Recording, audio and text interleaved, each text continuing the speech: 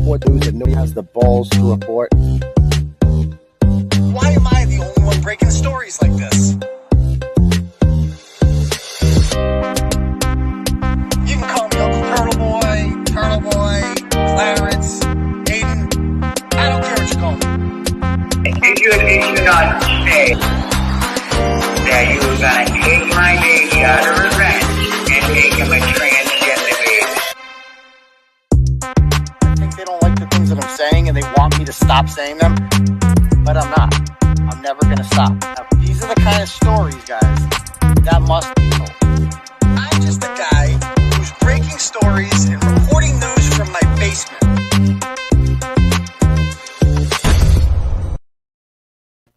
Yo, what's up, Turtle Riders? How's everybody doing tonight? Good, excellent. Let me go ahead and make sure my mic is good. All right, we're rocking and rolling.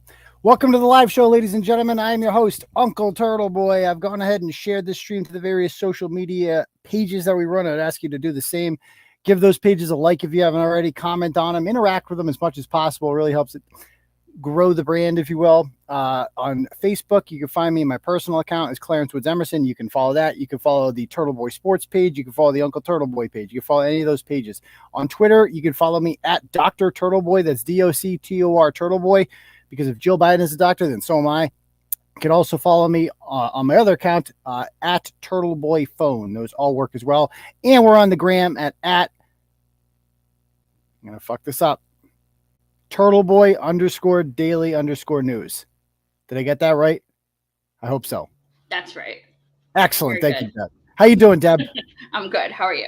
I'm good. Thank you. Okay. So, yeah, like I said, guys, welcome to the program. I've shared all those links on the social media pages. Also, if you haven't subscribed to our channel, that's the most important thing you need to do. Go ahead and smash that subscribe button. Hit the notification bell. We're like 300 something people away from 20,000 subs.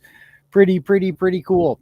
So yeah, go ahead and do that for me. And give this video a thumbs up. I only see 67 people so far, 73 people. So let's get those thumbs up, people.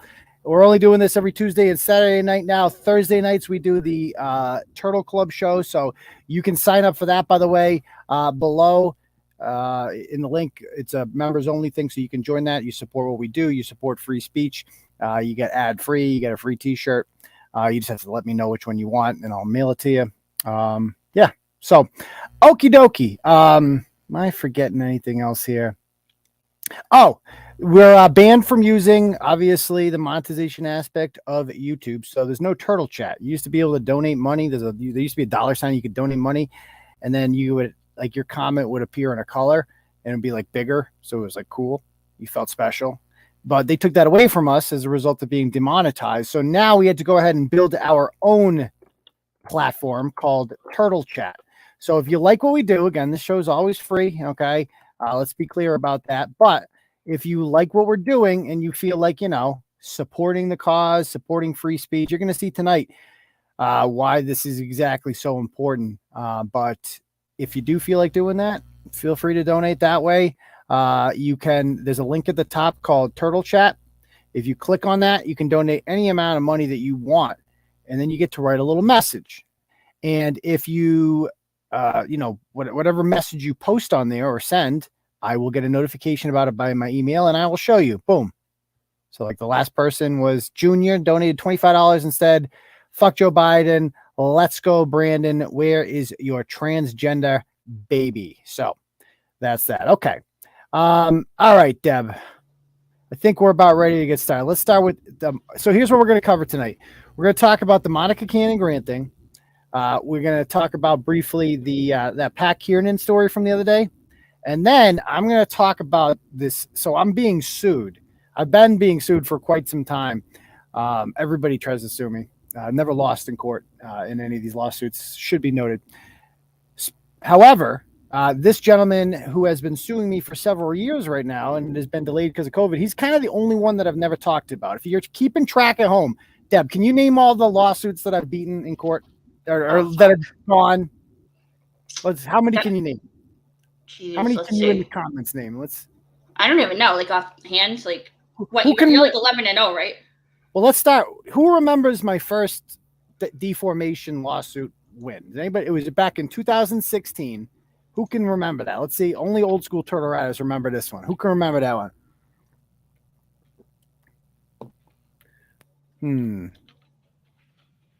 That person before Clive, right? Clive never sued me. I should have No, sued he never him. sued you. No. He just spoke ill of me. So the first person to sue me, this guy's name was Gordon Davis. He was like this almost blind Worcester guy. I called him crazy, and because he was, and Margaret Milliken defended me of that, and then I won. And then Gaffney came along, and he sued me because he lost the election that he dropped out of, and I didn't endorse him in that election. And this apparently made him mad, even though he had moved to Florida or Texas or something by then. He was still so salty about that he decided to sue me. He flew up here several times for hearings. That lasted almost a year. I had a hilarious deposition with him in which I got to call him a dick. It felt so good. He just looked like such a tool bag. So he's fucking nuts. I beat him. He appealed. I won again. So that was cool. After that, I've also been sued by one person. I signed an NDA, so I can't even talk about this one, but let's just say I will never, ever, lose. Like I will never give anything up monetarily, put it that way, in any sort of lawsuit. So, but that's gone. That one's dismissed. It's over. It is what it is. On top of that, there was, what else? Who the fuck else? Oh, Ryan Waters, obviously. He sued me twice. He sued me in Superior Court, or was it District? I forget, in Hamden, in Springfield.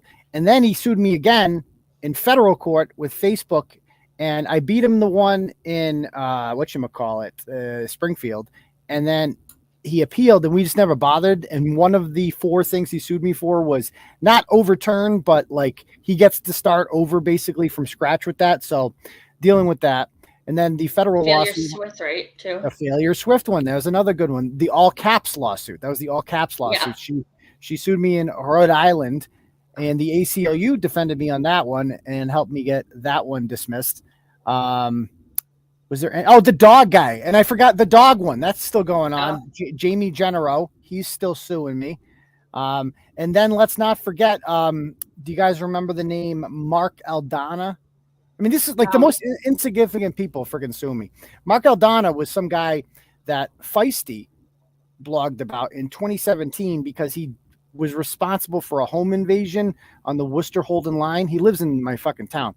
And he apparently had gotten arrested for a bunch of shit before. Feisty called him a career criminal.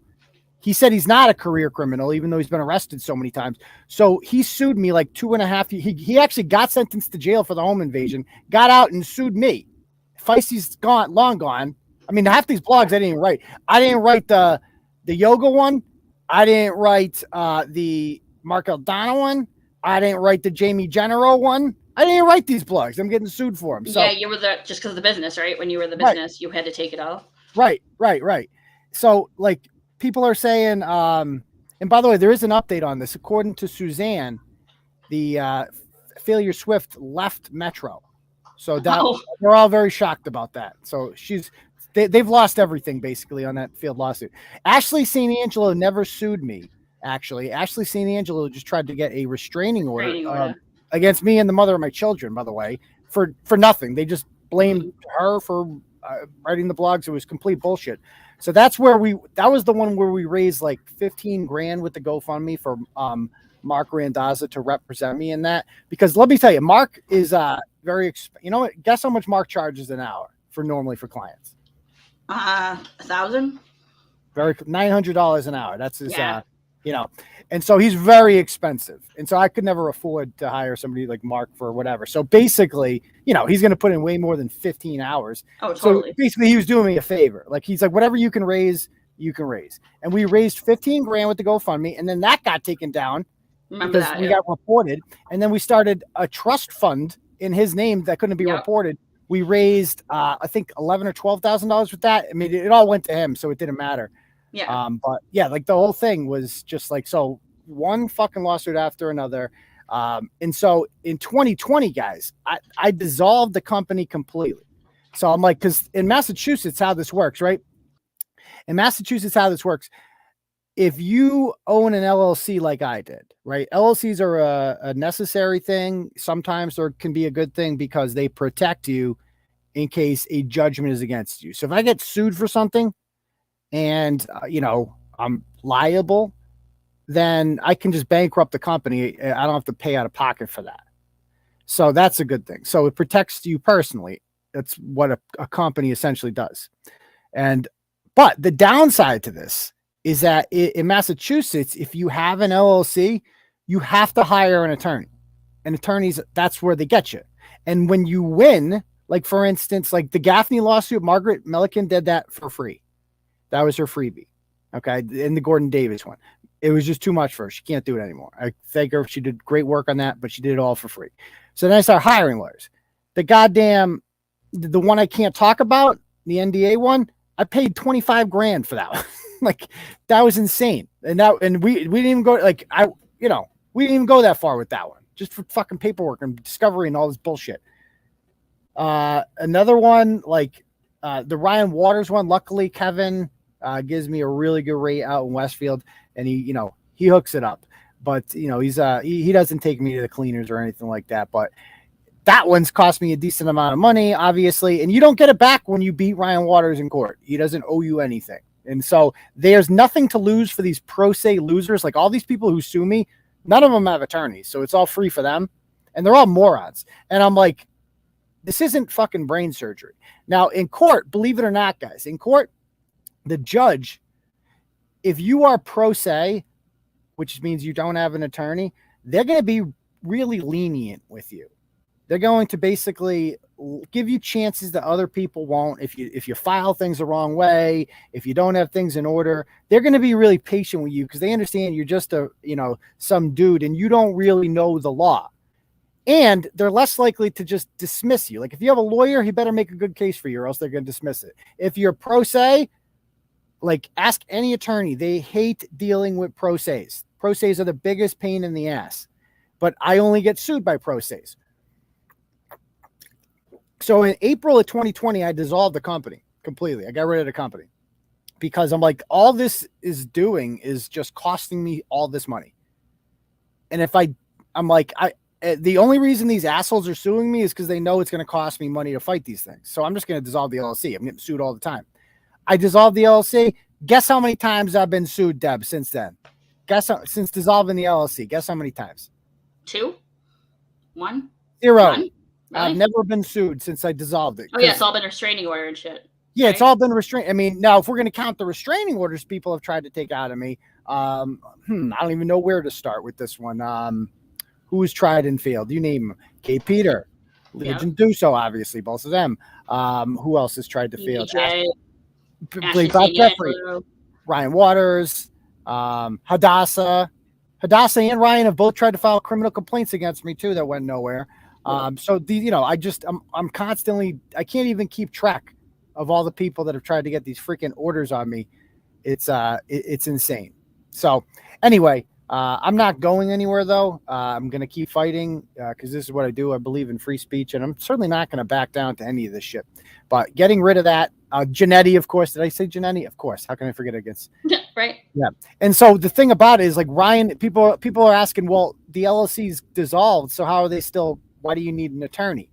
Well, here's the deal with that. Let me see. With you get sued so often, okay. So that's a great question. So good job, Deb. So a couple of years ago, 3 years ago, I tried to purchase commercial insurance for my company.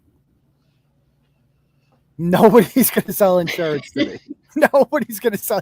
Dude, we tried everything. I went through every agent. We're like, oh, we can get a guy. We can get a guy. And then they just Google you and they're like, wait a minute, you get sued all the time. Why would we want to sign up for? Why would we want, you know what I mean? Like we're constantly going to have to pay out. Why would we ever want you as a customer? Like that's, I'm like beyond high risk. You know what I mean? Like I'm the highest risk. So I'm like, I just got rid of it. And I'm like, it's luckily in this country, the bar for defamation or deformation, as some people call it, is extremely high. Oh, FOHO. There's another one. I forgot about FOHO. I can't even keep track of all the people that have tried to get freaking orders on me, sue me, whatever. Luckily now, because I'm, your home insurance, actually, because I'm just, a doing business as now, your home insurance actually covers this. So it actually worked out really well. I really don't need an LLC at all. Really?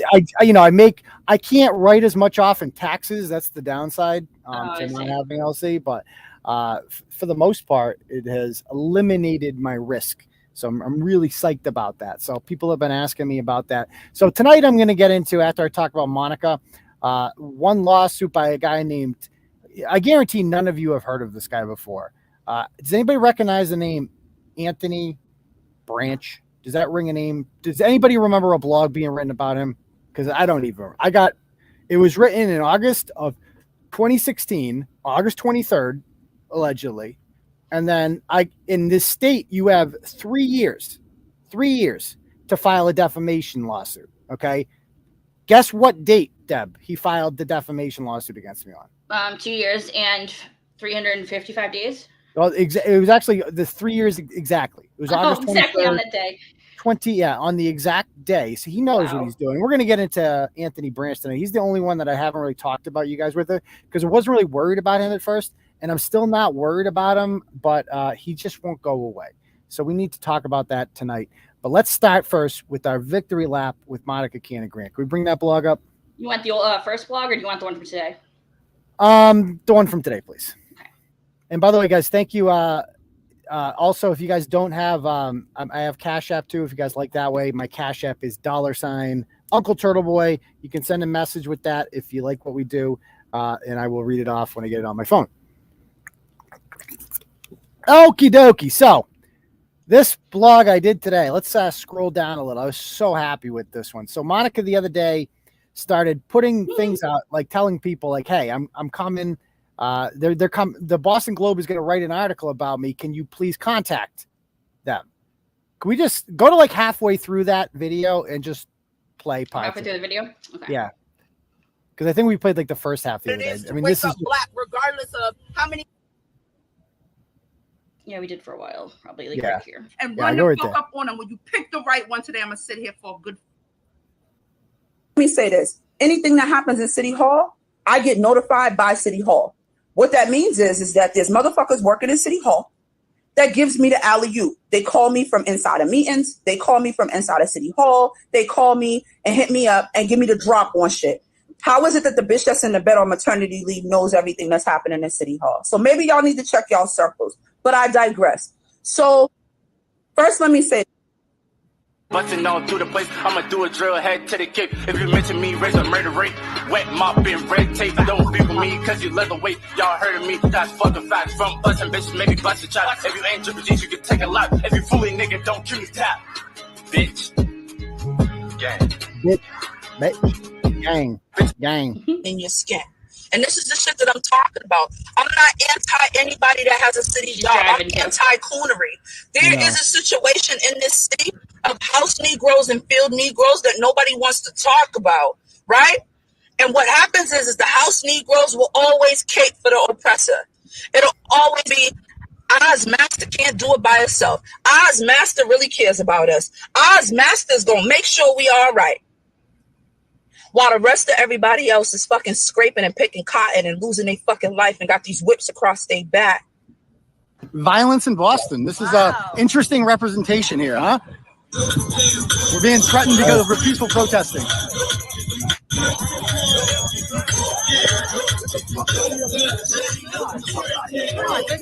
Bring it. I'll bury you. Come on. But all you Captain Save-A-Hole motherfuckers got out here campaigning for him? I'm confused. I'm gonna need somebody to break it down for me. Like, y'all are trying to clock what I'm doing, and you're monitoring, because the DA's office gave me a $6,000 grant. Mm-hmm. And I was like, y'all are monitoring $6,000. I spent $20 grand in the month of August. You don't get it. Off of grassroots fundraising, helping women, paying light bills, paying rent, paying for abortions, paying car. Fuck. Okay. So yeah, that's just some of her highlights. So anyway, let's go back. Okay. So back to the story here. We obviously know what a vile, horrible human being this is. And she expected the Globe to cover for her forever. She was genuinely shocked when she got a phone call from Andrea Estes at the Globe that they wanted to know about this federal grand jury thing. Now, we know that 4 or 5 months ago, Monica had her house raided and her husband was arrested by the feds because, the guy was pretending to be unemployed because of the COVID pandemic, to be an independent contractor, but he actually worked for the MBTA and he was collecting paychecks the whole time. He made out 70 grand in unemployment fraud. And then they went to go buy a house in Taunton for 400 grand. And in order to do that, you need to show that you have the money, the funds. And so what did he use as evidence of money? He used the Violence in Boston account, the nonprofit account. And there was about $500,000 in that account. And they got approved. I don't know how they got approved with that account, but they did. And so basically all that money, it just proved that that's the same thing as spending it, essentially. If you use it to get a mortgage like that, it's basically the same thing. You're saying that this is my personal income. I can do whatever I want with this. I'm good for the money. This is my money, or else they wouldn't approve you. And so they got approved, and then they do an investigation. He gets arrested. They come in the house. She brings the baby up there. She's like, oh my God, leave me alone. And then she went silent for a while. And the Violence in Boston kind of disappeared.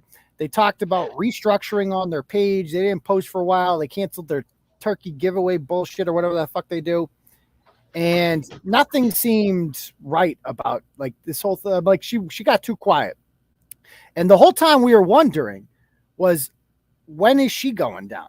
Because they're going to start investigating this. They're going to start investigating okay, so you have 500 grand in the bank. Where'd that come from? Why haven't you done your reporting? And if you recall, we did our reporting at Turtleboy. I did a 2-part series on Monica's nonprofit Violent in Boston, and I showed all the checks coming in. Millions of dollars in 2020, particularly after St. George Floyd died in late May of 2020, after he was murdered by the Minneapolis police officer. Basically, that was a payday for Monica. She made bank after that. White people who run foundations everywhere, liberals, couldn't wait to just throw their money at a black cause. They're and then whoever's the loudest in the room gets it. Because a lot of these white people, they don't know any black people. So they're like, oh yeah, I'd really like to help black people. Could someone direct me to whoever's in charge of black people? And Monica's like, over here, y'all. And so she gets the freaking paid. They just throw checks at her. And she's like, if you don't give me that check, you're racist. You're a white supremacist. That's basically her whole racket. And we've been calling her out. And I contacted the Boston Globe because they've written good stories about Monica from her perspective. They've glowing stories about how she's a civil rights icon. On top of that, she wrote a goddamn op-ed in the Boston Globe called Here's Monica. She wrote that. Here's Monica. And so she gets all this ass kissing from the Globe. She's nothing without the Boston Globe. All the accolades she got from the Celtics, from all this shit, the Bruins, all comes from this. And the Celtics still have the stupid tweet up honoring her as a hero among us, because they're just okay, who's in charge of black people around here? You? Okay, you're in charge. But of course we know that black people in Boston, by and large, don't even like her. She doesn't even live in Boston. So we had the light-skinned black guy that she doesn't like. He came on the show and he interview me. That was a good episode. And then, it was Black Night in Boston on Turtleboy. All these, people. I remember, what was that woman's name? Shug. She was cool. You remember Shug? That was a cool night. Yeah, she was Shug Avery. Wasn't that her name? Oh, yeah. Yeah, she came on there. I remember that was a fun night. It was the most multiracial night in Turtleboy history. It really was. And we were all there to just crap on Monica. It was great. It's so, and I thought that was an important night because it's it dispelled anything that Turtleboy's a white supremacist. Black people don't want to associate with him. It's no, it's really just Monica and people like her who just, shout all this bullshit from the top of their whatever. So anyway, I contacted the Globe, the 2 writers, Stephanie Ebert, if that's how it's pronounced, and Zoe Greenberg. They're the ones who had written these nice stories about it. Zoe Greenberg no longer works for the Globe. And I contacted them. I'm like, hey, we have a clip here of Monica Cannon Grant saying extremely racist and violent things about Rayla Campbell. Rayla is our friend. She is a former congressional candidate who ran against Ayanna Pressley. I mean, I like Rayla as a person, but I've told her this. I'm like, she's not going to win. Like, you're a Republican in Massachusetts, especially in Suffolk County. You can't. I mean, I'm happy somebody runs, but would you bet your kids like future on that? I wouldn't. Like, you know what I mean? It is what it is, and that's nothing personal. So anyway, I'm just happy she ran. And she was really no threat to Ayanna Pressley, but Monica took it as a threat anyway because she made this horrible video. And I think it's somewhere included in the blog, Deb. If we can see if you can find it anywhere. I definitely have it in this blog somewhere. Just keep scrolling down till you find it. Because we got to play that clip if you guys haven't seen this already. That was insane. I assume most people have seen it already, but it is just. Yeah, but that still is jaw dropping. Yeah, it never gets that old. One, right? There it is. This yep. one. There we go. There we go. Keep your fucking hands off. And then this heifer running against Ayanna Pressley. This one here with the white husband. At some point, we're going to have a conversation with black folks who get in a relationship with white folks and then forget that they black. We're going to have that conversation. And I know it's going to fuck with y'all nerves. It's going to be uncomfortable. But we're going to have that conversation because if white vagina and white penises jeopardize your melanin, then we need you to sit in the back of the classroom and this ain't your part of the show and you don't get to talk right now. Until you practice some self-love, know your history, and realize where the fuck you came from, this ain't your part of the show. We need you to sit in the back. I need all the people that understand what it is to wake up black, regardless of how many educated gang symbols you have at the end of your name, regardless of how close in proximity you are to white supremacy, regardless of how many white penises you ride. And I ain't mad at you, sis, because if you riding that motherfucker for a credit score, get you that house, boo. Get your 40 acres in your mule. Just don't forget that you's a nigga. Haitian black man. But I get it. He living in Utah. He getting pink uncooked vagina. I get it. Uncooked vagina? I get it. What I need you to do, though, is keep your mouth shut on black shit if you ain't ready to be black. That's what I need you to do. I need you to shut the fuck up. Tomorrow and be disrespectful. And I'll be damned if I let this melanin adjacent woman whose proximity to white supremacy is so disgusting, right? Be disrespectful to our congresswoman because white folks have convinced her that she been drinking the water. I don't know. White folks have convinced her that she was better. I don't know. She was one of those she's an exceptional Negro. Is that what it is? She crossed county lines to disrespect a white woman. Malcolm X would have blew somebody's fucking head off. What? Or ordered. Okay, you can stop there. Blow someone's fucking head off. So she's complete trash. So that's I emailed that to the Boston Globe. I'm like, hey, this is the person you're saying good things about. They don't get back to me. I contacted them on Twitter. They block me. So they're well aware of this. It's intentionally misreporting the news. The Boston Globe liked the fake story more than they like the real one. And after this all came out, after that video came out and we looked into the nonprofit, we found out they never paid taxes. They never filed their taxes at all, ever. And they still haven't filed their 2020 taxes, which is when the millions of dollars came in. They still haven't done it yet. They can just not do it. And so, and if the IRS called, she would just yell at them and call them white supremacists because it's just paper. Remember, it's just paper. So anyway, they don't write about it, and that kind of affects everything. And so Monica's getting used to this protection, if you will. So she did not see the day coming when the Boston Globe wrote about her. So let's go to the top and see. And like you said, the Herald wrote about it. The Lowell Sun wrote about it. All these people wrote about it. And we went to the goddamn protest. Like we protested outside of Hyde Park. So let's start from the top there. And let me read this Boston Globe article. Okay. So community organizer who rose to prominence after rallying thousands to protest the killing of George Floyd is under federal investigation for possible misuse of donations to her nonprofit Violence in Boston.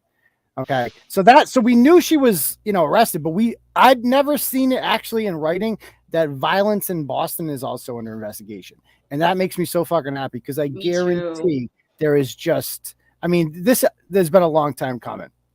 After this happened, after we exposed them, she still won Bostonian of the Year to the Boston Globe. Like, clearly, it did not matter. Like, people were not deterred from associating with her as much as they should. And everybody knew, because the Herald wrote about it, the Lowell Sun wrote about it, and Turtleboy wrote about it, And if she had been crushed earlier on, the Michaela Miller scam never would have happened. Okay. And because she still had legitimacy as a result of that. But anyway, I digress. Canning Grant, who started her charity with $1,000 in 2017, now operates out of a 4,000 square foot headquarters in Hyde Park. She's come under scrutiny as part of her investigation by the U.S. Attorney's Office that led to the October arrest of Clark Grant in their raid of the Taunton home. So, by the way, they forgot to point out that 4,000 square foot office where the Turtleboy 6, Rayla Campbell, myself, and 4 others went down there, and we protested institutional racism, and we were attacked by her, thugs that she basically sent after us. They were going to do the thing outside. It was a nice September day. And then they had to bring it inside because we showed up and we were just playing that tape. Rayla was on the loudspeaker over and over again about uncooked white vagina. That was a fun day. There was cops everywhere. I had a lot of good times down there. But they forgot to point out that she got that place because Marty Walsh gave it to her. She didn't pay a dime for that. God, like free rent. This 4,000, she's literally leeching off. And how did she get Marty Walsh to give her that? Well, she kept calling him a motherfucker. Repeatedly. And then she took pride in the fact that, like, Marty asked me, can you stop calling me a motherfucker? And it's like, can you stop acting like you know what it's like to be black and this and that? It's like, oh. So basically, Marty Walsh got bullied into giving it to her. Anyway, so let's go on and read it. A federal grand jury recently subpoenaed records, and I did not know this. This is news to me. Records from the Suffolk District Attorney's Office, one of many public and private donors to an organization whose stated mission is blah, blah, blah, blah, blah. So the Rachael Rollins office, remember, she bragged about that on tape, the $6,000 that she used to pay for abortions. Prosecutors are looking at whether any of the donations or grant money were spent on personal expenses, according to the people briefed on the probe. They spoke on the condition that they not be identified because prosecutors are looking at. Wait. You doubled. Yeah, you doubled it. They spoke on the condition they not be identified because they are authorized to speak publicly. So they are looking into that, and I'm sure they're going to find quite a lot. A spokeswoman for the attorney's office said, "We can't confirm or deny." Clark Grant is accused of committing COVID unemployment fraud. We know all that. He collected almost $70,000 in benefits. He was employed the whole time. We've covered that. Keep going. Grant also listed the nonprofit's bank account as his own personal account when applying for the mortgage, which is just amazing. And I love these memes that somebody made for us too of these the market really current. That pink, he getting that pink uncooked vagina, pretty handwriting. Like as opposed to like the burnt vagina. What? I've never heard that in my life. Okay, you can keep going with that uncooked vagina. Okay. So Canning Grant, a mother of 6, has emerged as a prominent figure in the Black Lives Matter movement in recent years because of you, Boston Globe. Mm-hmm. You're the reason that their failure to take any part in this is amazing. She organized the march in Franklin Park that drew thousands of people to protest the deaths of Black people at the hands of police. She formed a collaboration, blah, blah, blah, blah, blah. Keep going. For her efforts, she was honored by the Bostonian as Bostonian of the Year by Boston Globe magazine and hailed as the best social justice advocate. Yes, you guys did that. You built her up. And so there's the email that I wrote to Zoe Greenberg and not Andrea Estes, Stephanie Ebert that was ignored. And I sent that video that we played earlier. You can keep going down. And there's the Herald article. So we see that the Herald has written about it. Like the Lowell Sun has written about it. There's no reason the Globe should not have written about this, except they're intentionally ignoring it. So this chick go up. This other columnist go up. Janae Oster or whatever her fucking name is. She's like some light-skinned Black woman, millennial, who is just a raging liberal. And she was the one that wrote this later puff piece after this all came out. Okay. And I told her, I sent her a message about it blocks me. It's just like, You're such liars and frauds, mainstream media. They really are the enemy of the people. You're just lying to the public. You're intentionally not telling them the truth about Monica Cannon Grant, you are in fact lying because she will victimize more people. So you can keep going. So it goes on to say, when contacted by the Globe on Thursday about the investigation, Cannon Grant said, "I'm clueless to what you're talking about. I have no comment. I should probably talk to my lawyers." And by talk to my lawyers, she meant go on a freaking live stream later on with some guy named Brother Gary and just, call this attacks white supremacy and then urge her followers to harass Andrea Estes and try to bully her from preventing this article, which she ended up writing anyway.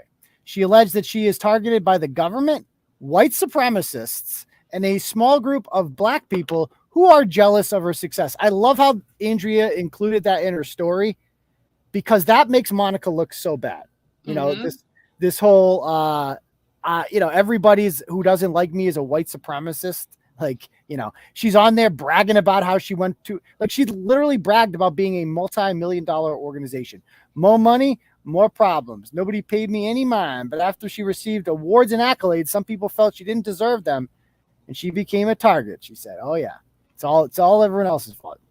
In a statement, their lawyer Rob Goldstein said, "We don't know the nature or scope or any investigation, but can't confirm that both Monica and Violence in Boston are fully cooperating with any and all informational requests so that any investigation can be swiftly wrapped up and Monica and Violence in Boston can focus solely on forward work." So that's just lawyer talk. The Globe could not verify certain financial information. This is interesting because the nonprofit appears not to have filed some of the federal tax documents required of public charities. Its only federal tax return filed in 2020 said the organization had raised and spent $85,000 in the previous year. I found that too. So again, Boston Globe, I've done all this research already. I found all this shit out. I know that. I've written about it. I sent it to you. You didn't do shit with it. I'm like, $85,000. That's all this freaking place brought in. And she just happened to spend that exact amount. And by the way, no salaries were listed at all. And so I'm like, I'm going to do this goddamn shit myself. And if you recall, I filed a Freedom of Information Act request or a public records request with the city of Boston in 2020. And I wanted to see any checks written by the city of Boston to VIB. I want to know how much the city is actually given to this woman. And if you recall, I almost had to get Secretary of State involved. They have 2 weeks. They took 11 months to get back to me. And then I found out, we're going to see below, $54,000 they gave this woman, $54,000. Anyway, they talk about that there. Now, this is interesting. Did they mention Rollins recusing herself? Right here. Okay. So that summer, then Suffolk District Attorney Rachael Rollins announced she was awarded $100,000 in grants to 21 nonprofits in all. The money came out of the office's asset forfeiture fund seized during drug arrests. Can we just stop right there? I think that's wild, by the way, that when they just do drug arrests and they find all this money now, the DA just gets to keep it and then give it to her favorite liberal nonprofits. I think that's so basically Monica and all of these nonprofits are being funded by drug money, right? That's what that means, right? Right? Like, yeah, that's where the grant is coming from. Like, I don't know what the ethical thing to do with drug money is. But I don't know why it's like a slush fund for her choosing. That's just weird. Like, yeah, that is weird. The district attorney just gets to decide. Shouldn't it go in like the city treasury or something? Right, or like some sort of like at least collaboration where they get to don't decide who gets it, like as a community, you know. Or the police department, they're the one like arresting these people. Like, give it to them, you know. Yeah, our communities are stronger thanks to our nonprofits and their staff who work to prevent youth violence and substance use, who focus on improving the mental health of our young people. First of all, it's not true. Like, nonprofits, I'm sure there's some good ones out there, but by and large, they're all fucking scams and they're all owned by liberals. And they're just these fucking, you know, these ways for these people to just not work and get government money. Cause there's a lot of money out there to grab. Like, people don't realize how many rich people are out there. Rich people kick ass. I love rich people because, you know, I think rich people are so cool. Some people don't like the rich. I love the rich. I think I want to be rich, obviously, I'm not, but that would be really cool to just be like, you know what? I have like $100,000. I'm just to throw at something. It's like, who wants it? Who can I give it to? And I think that's fucking like, so there's a lot of people out there that have money for shit like this.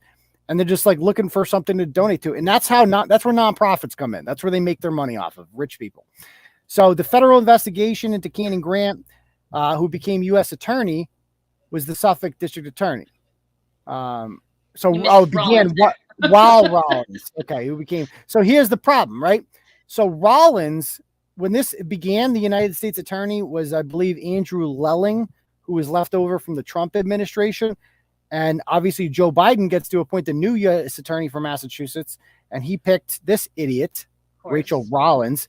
And Rachael Rollins decides that she is going to,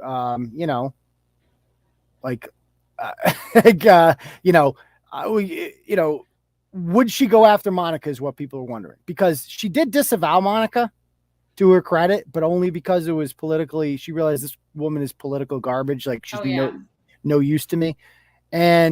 But she can't be trusted. Like her office literally donated to her. And so she is recusing herself from this investigation. That's interesting piece of reporting by the Globe there.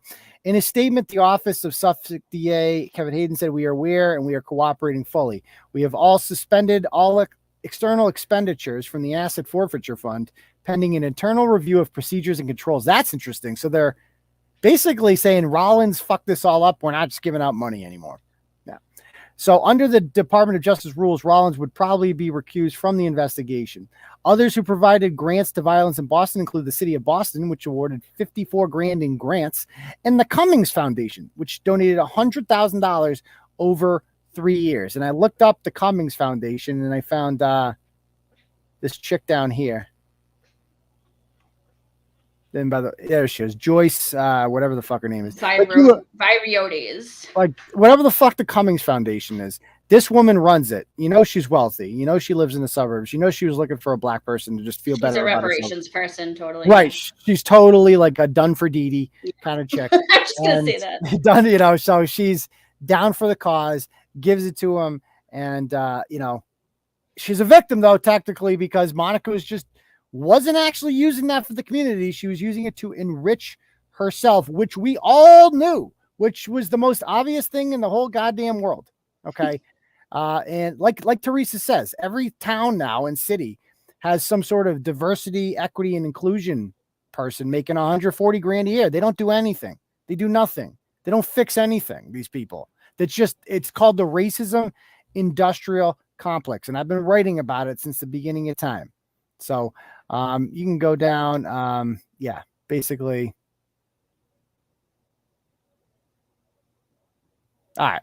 So anyway, like the things that I included at the bottom of this blog, if you didn't see it yet, some of the things that the Globe didn't mention, like things I liked about the two things I liked about this story was, number one, I found out that tidbit about Rachael Rollins recusing herself. That was interesting. And the fact that we have confirmed that there is a federal grand jury investigation into Monica, which is no joke. Okay.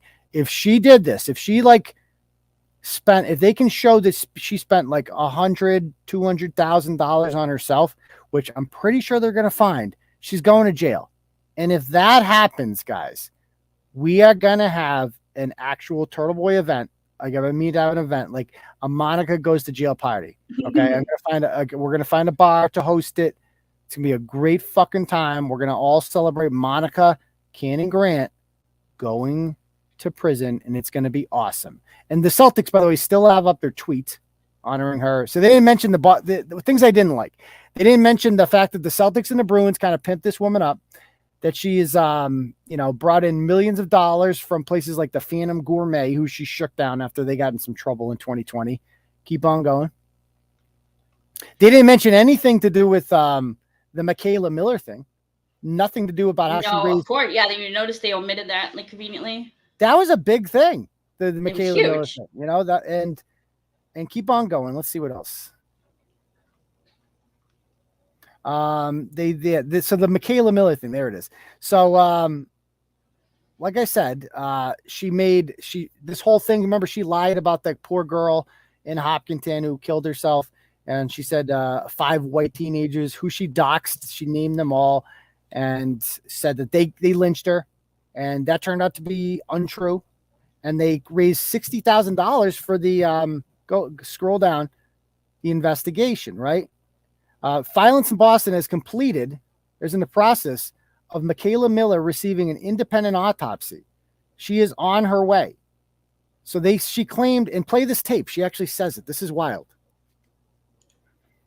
Did an independent autopsy yesterday.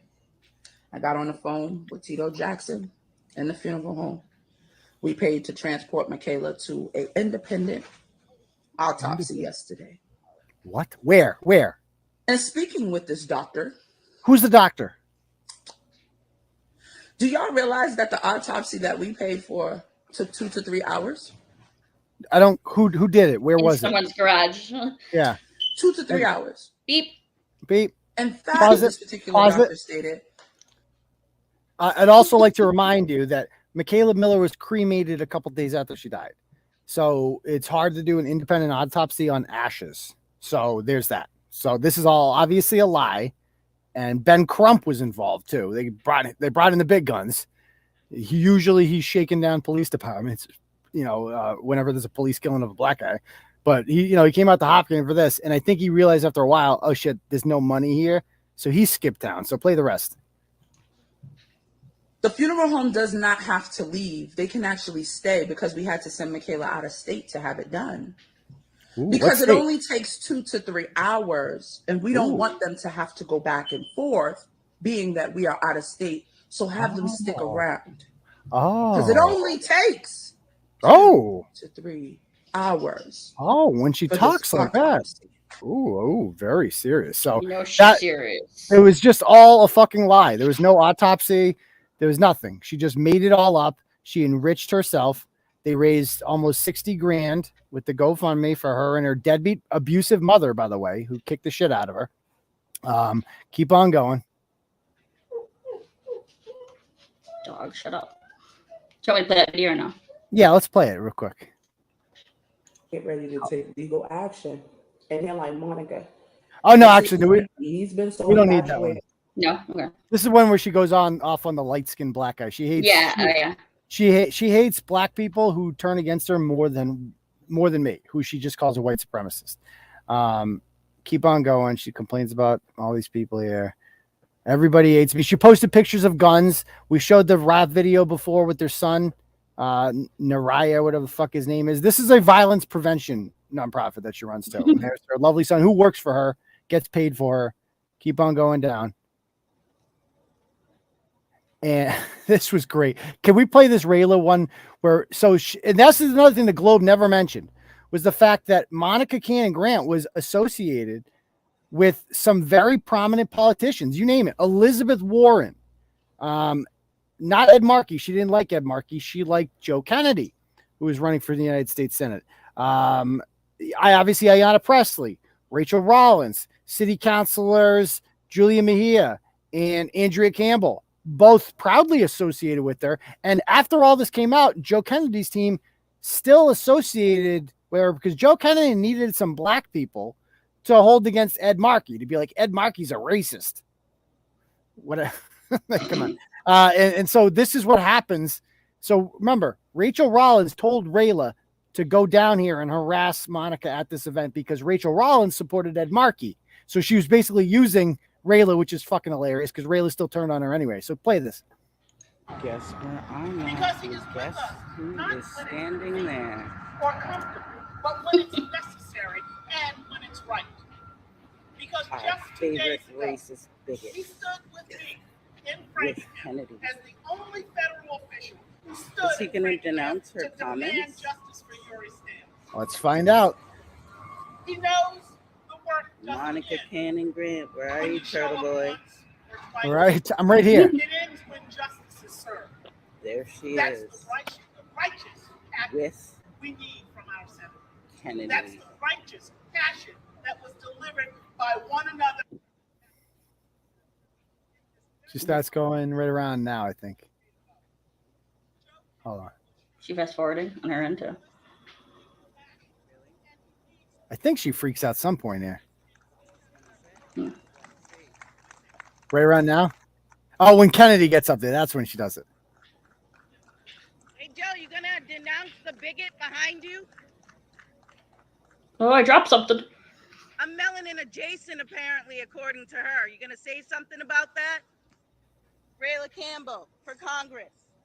You gonna say something about what she's been doing while you're standing up there giving hugs?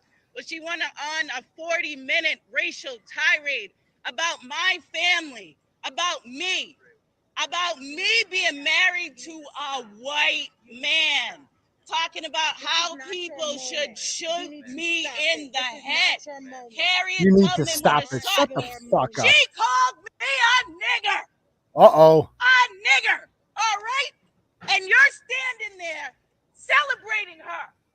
I'm running for Congress against Ayanna Pressley. Do I need this from someone who I don't even know? Who has no authority? That was fucking legendary. I love her for that. That was awesome. And, and I want to smack whoever that idiot was next to her, being like, this is not your moment. Bitch, it's my moment, whatever the fuck I say it is. It's not your moment. Shut the fuck up. It's my moment whenever the hell I want it to be. How about that? So anyway, let me just, by the way, I got a dono here real quick on the Turtle chat. I'm going to bring up, I also got one on my phone. We got one from 7 Pounder. He says, sends $10. He goes, for your weekly donation to the Aidan Jr. Adoption Fund. And we are going, we don't know if his name's going to be Aidan Jr., in fairness, because he hasn't decided his gender yet. Okay. That's Janetti's former baby, my future baby, etc. So Suzanne says $25 for Monica's headstone for the Turtleboy Graveyard. And I'll tell you, I mean, she's on her way to the Turtleboy Graveyard. She's not completely there yet. And, it's going to be a monumental day when that actually happens. Okay. I cannot fucking wait for that to happen. So, anyway, and again, this is what we do, folks. People like, Turtleboy, oh, you're just right about salacious bullshit, blah, blah, blah. No, these are the kind of stories we do, and these are the results that we get. Monica Cannon Grant is a horrible, horrible person. She's dangerous, psychotic, rude, has hurt the lives of many. She's a fraud. She's, done serious damage to race relations in this state and in the city of Boston. And she's just been getting away with it. So somebody's got to call that out. And that's where I come in, man. That's what I love to do, is call out people like this. It was a goddamn freaking pleasure. Okay. So, you know what? I was going to get, that one took a little longer than I wanted. So I'm going to go right to the Tony Branch stuff, if you don't mind. Cool. Yeah. Okay. So let me show you guys. I don't even know I took the blog down. I can't even find it anymore. So I'm just going to show you a couple pictures here. Well, who this guy is. Oh, God. Look at this hustler. Hold on. Stream. And again, if you guys like the program and you want to donate, there's the Turtle chat is linked at the top. And also my Cash App is $ Uncle Turtleboy. So let's see here. All right. So this is Tony Branch. He's like a member or maybe the leader of the NAACP. And look at this guy. Okay. So there was something happened. Let me see. Housemaster. Let me see. So there was a protest at Brockton High School a few years ago because they wanted, is this him? They wanted to get rid of the term housemaster, which is like what they use for deans in the high school or whatever. And so I don't even remember if it was 2016. I had a bunch of bloggers writing for me. I can't even remember if I wrote this blog. But either way, this guy got involved in it. And I think the exact wording that was used in the blog was like he's a fake bishop, like he went to an online school. It's like, I don't know if he's actually a bishop or not. It's a fucking joke, obviously. Like, when we call people, Deb, like fake pastors or whatever, like it's tongue in cheek, okay? Like you're allowed to make jokes like that, okay? Like you're a fake bishop. I don't know if he's a fucking bishop. He doesn't act like my bishop, okay? The bishop I know is a pointy hat and a stick, and this like what I'm talking. You guys know what I'm talking about, like the racism industrial complex. Just these hustlers that always. Soraya Rivera types that become pastors so they don't have to pay taxes on their property. Yeah, you know the type. So anyway, this guy is one of those. And so I'm like, what the hell is this guy getting involved in this shit for? you know, and I did a blog was published on him on Turtleboy, and I don't even remember the blog. It obviously wasn't very big back then. It was 2016. A lot of you weren't even following back then. And so 3 years to the date later, this guy sues me, and I'm like, who the fuck is Anthony Branch? That was my first question. Who the fuck is this guy? And so I'm like, okay, like, whatever. Like, I'm already dealing with the general lawsuit, all these other fucking lawsuits, the Mark Aldana lawsuit. And I'm like, another fucking lawsuit? Are you kidding me? Whatever. So I have this attorney, this guy named Ed.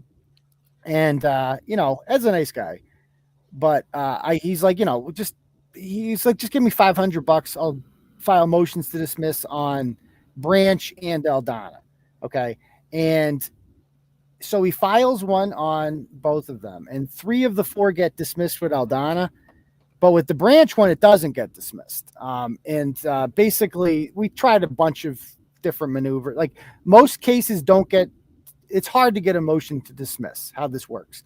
And usually after a motion to dismiss happens, if it fails, then you go to discovery.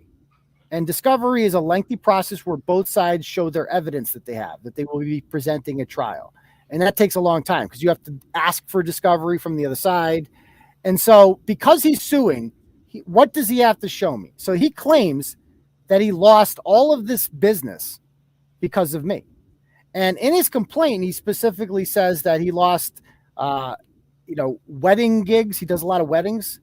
And he had like a $42,000 a year pastor job that was denied to him because of this. Now, he wants us to believe that, some church out there or whatever was going to give him a pastor job.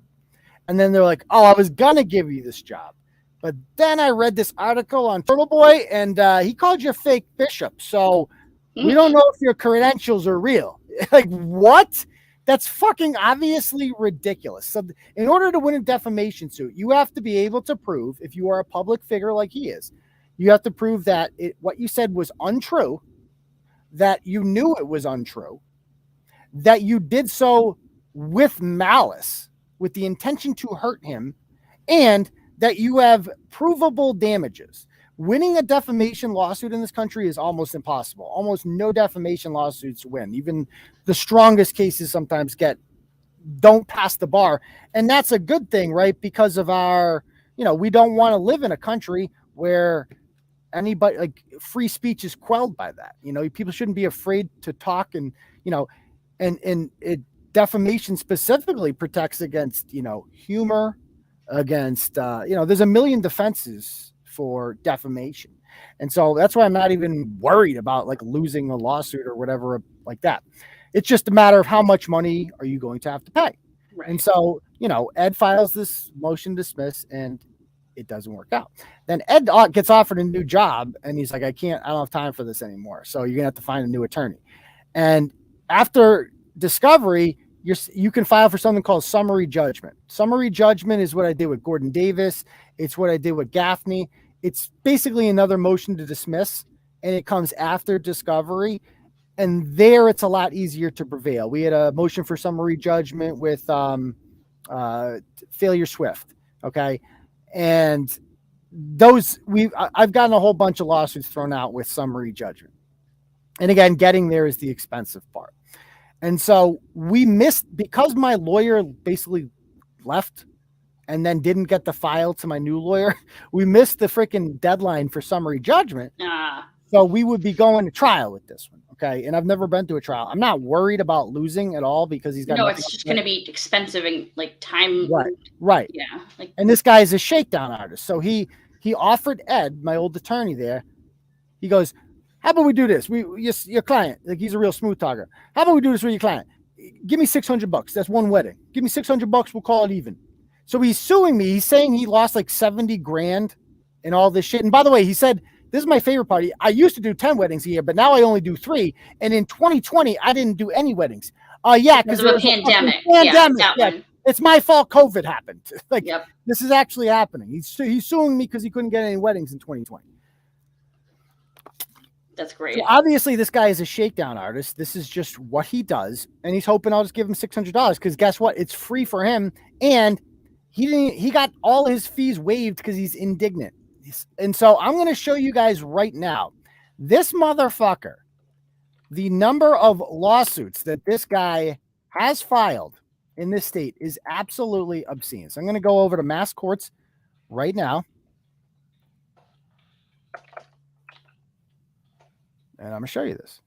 So let's go to Brockton District Court. Rhode Island's is so much better than ours. I hate ours. Branch. Anthony. All right. So look at all these goddamn lawsuits. Like, what the fuck? Jeez. Oh my God. And so I start clicking on these, right? And instead of clicking through these, I'm going to show you, I got a whole, I screenshotted them all, and I'll just make it easier by bringing them up over here just to see some of these goddamn lawsuits that this guy has brought forward. It's insane how many times this guy has been brought to court. So here's one, Discover Bank versus Anthony Branch. I'm going to circle wherever it says the how it was ruled. So judgment. So he failed to appear, and $2,856 was the judgment against him. So that's one. That's Discover Bank. Next one was Norfolk Financial Corporation versus Anthony Branch. This was in 2005. Magistrate trial. I don't even know what the hell this one is. Whatever. He got sued by them. Next one is American Express Bank versus. So these are all like credit stuff. These are all credit stuff. Like this guy, this is what this guy does. $3,500 judgment against him. It started with 3,100 or 3,400, and then he never paid it. And so the execution date, I don't know. Basically, he never pays. It seems like this guy never pays. He always has judgments against him, and he never seems to pay. Here's another one. He sued Emmanuel Gomez, the chief of police of the town of Brockton. Don't think that went anywhere. And then he sued the next chief of police of the city of Brockton, John Crowley. Equable Ascenti, and by the way, this is all free for him. He just represents himself every single time. Like, this guy is the most litigious motherfucker. So here's one, Equable Ascent Financial LLC versus Tony Branch. And then down here, judgment against Anthony Branch for how much? $6,300 right there. Another loss. Next one, FIA Card Services versus Branch. This one, I think I already did this one. No, you didn't. It's a different one. Oh my God. At the end of every one, it goes suggestion of bankruptcy. Every single one says suggestion of bankruptcy. Why don't you just do it? Like, maybe he did. I mean, I didn't look up his bankruptcy records, but this one, how much did he lose here? It's hard to tell. Whatever. Bankruptcy. Here's the next one. This is another one where he had to pay this time. Actually, is that the right one? This one. Oh, Capital One versus Anthony Branch.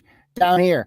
Total he owed $1,343. Judgment against him. Another one. What's up next? We have Catch LLC, whatever that is, versus Anthony Branch. Defendant failed to appear. So he just fails to appear. Just doesn't go to court. Barclays, Delaware versus Anthony Branch. This one is a damage amount of $1,669. Acapius, this is basically like you don't pay, and then they send the sheriff after you. So the Acapius had to be issued for him. Next one, this would be LVNV Funding LLC versus Anthony Branch. And by the way, if you look at the dates on this one, this is 2021, 2020. Like, he just had a court date for this on 12/8/2021. It was a magistrate hearing. Okay, you can't see any of the documents with that. So we don't know what this is for. This is Midland Credit Financial versus Anthony Branch. How much did they? This is still ongoing. He had recently had a court date. With small claims, he has another court date on April 27th. Next one, American Express versus Anthony Branch. He had a judgment against him here for failure to appear. Doesn't say. Okay. So anyway, that's that. Now, there's more. There's more. This gets better. Okay. Let me bring up, that was just out of district court. Now, let's go to superior court. So that's there's counties and there's districts. And Brockton is in Plymouth County. So we are going to go to, so these are all his cases in Brockton District Court. Now let's go to Superior Court, Plymouth County. And we will go to Branch Anthony and see what we come up with here. Okay, so he's got 3 cases here. Wait till you see these. The second one is mine. But here's the first one. Let's click on number 1 here. Okay. So Anthony Branch, he's suing the Mass Department of Revenue of Child Support Enforcement Division. Okay.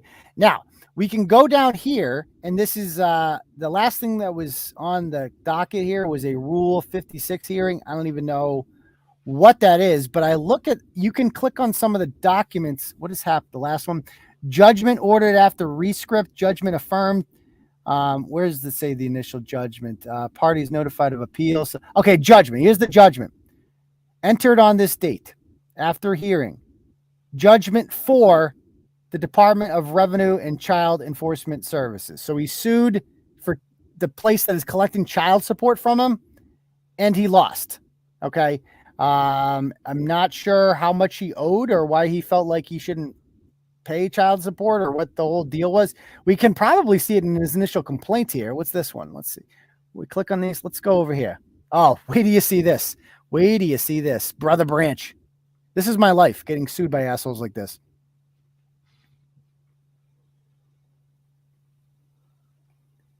Okay.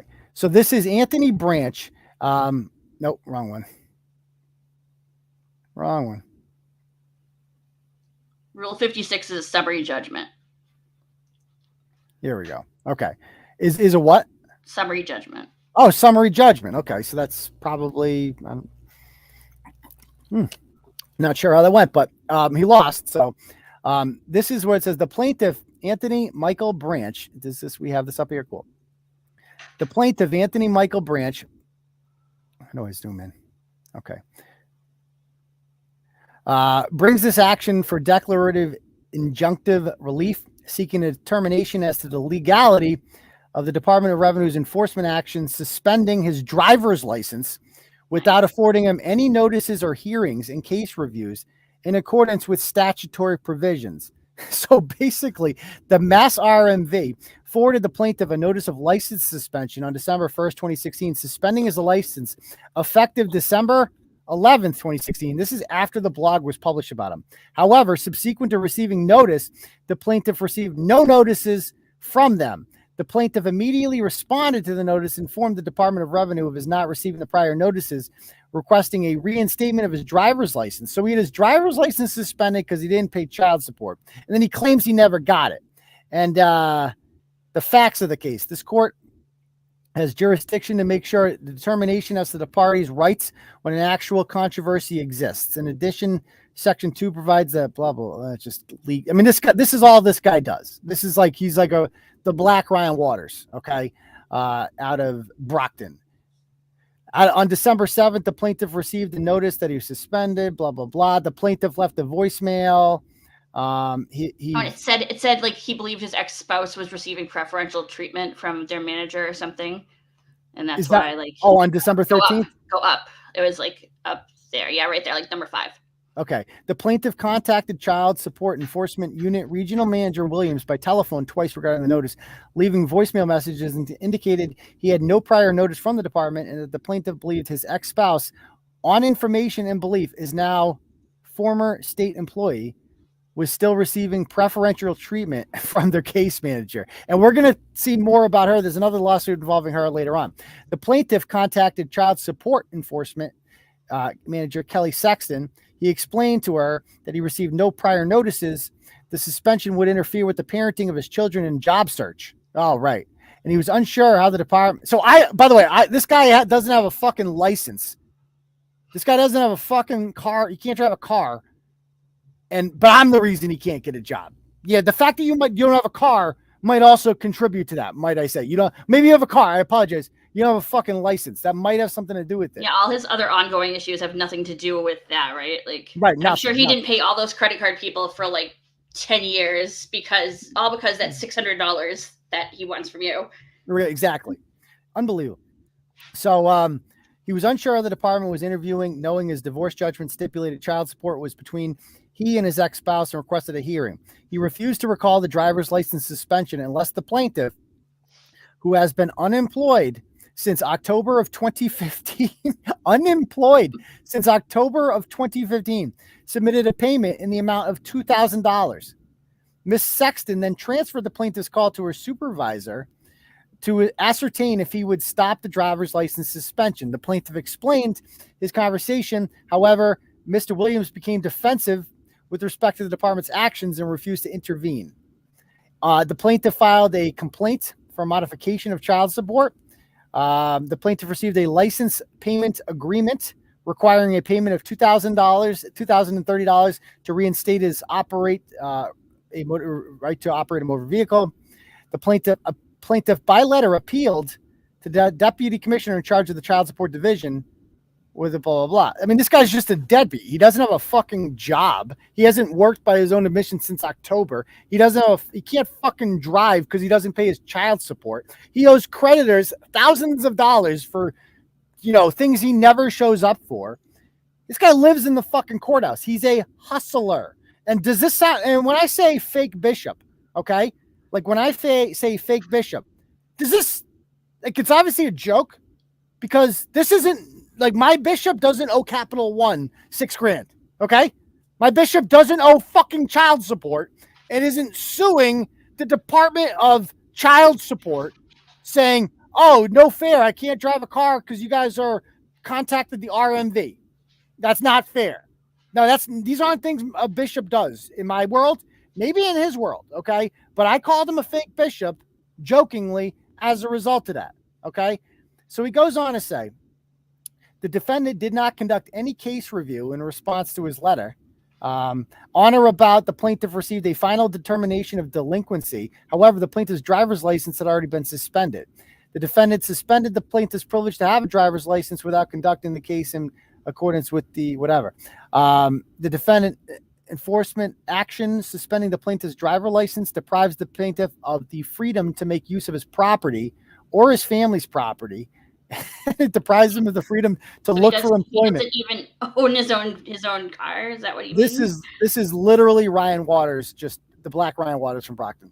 The defendant's enforcement action is volatile to the plaintiff's visitation rights, which are constitutionally protected, as it intentionally deprives him of the necessary right to operate a motor vehicle, intentionally and tortuously. That's not a necessary right. Like, what? You can see your children other ways. It's not just a vehicle. You can get on a bus. You can walk. Yeah, motherfucker. Take the bus to see your kids, motherfucker. Seriously? Have someone drop them off. Like, you don't have a right to, like, drive a car. You're a bishop. Make the priest drive you. You're in charge. Get on that. The defendant enforcement action was contrary to the public policy, and the plaintiff was not employed, had no ability to pay arrangements, and had not shown to the plaintiff the legal involvement in his judgment of divorce nisi, whatever that is. Anyway, so he basically, sues them for that, and there's the child support that he owes, and so he loses this case. Okay, so he sues them. You're gonna have to send that to me later. He loses. I should do a blog on it. I really should. But he loses this because we saw there, and then he appealed it. And this is just what the guy does, okay? Judgment order, the original judgment is affirmed. So the most recent judgment was affirmed. Is there more documents on this? There's a whole bunch of documents on this. Okay. Yeah, let's see. So anyway, what's this one? Click this one. Wait till you see the next case, though. Not mine. The next one. Let's see. This one brings us to... Okay, so these are all just things he files with the court. Okay, so let me go on to the next judge. So that's one guy. He owes child support. Now let's click on this one. So this is Anthony Michael Branch versus Antonio Harris. And wait till you hear this story, Debbie. You're gonna love this one. Where's this paperwork? Yeah. Oh wait, I have the wrong thing. Okay, I'm gonna bring it up over here.